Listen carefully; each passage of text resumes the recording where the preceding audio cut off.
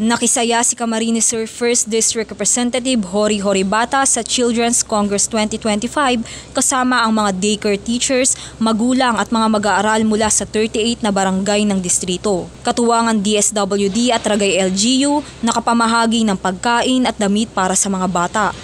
Isinagawa ang ika-6 na garage sale for a cause ng Association of Women Legislators Foundation Incorporated. Pinangunahan ito ni Quezon City 6th District Representative Marivico Pilar na Vice Chairperson din ng programa. Aniya, lahat ng malilikom na pondo ay ilalaan sa mga proyekto para sa kababaihan at kabataan ng AULFI.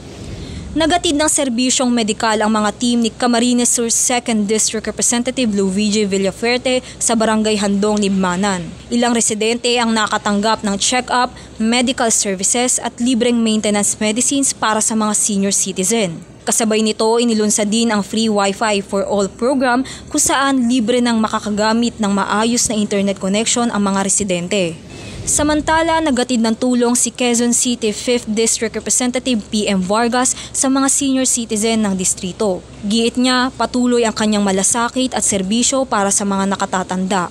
Nauuna sa balitang totoo at laging bago, Dane Gulimlim, Alauna sa Balita, Congress TV.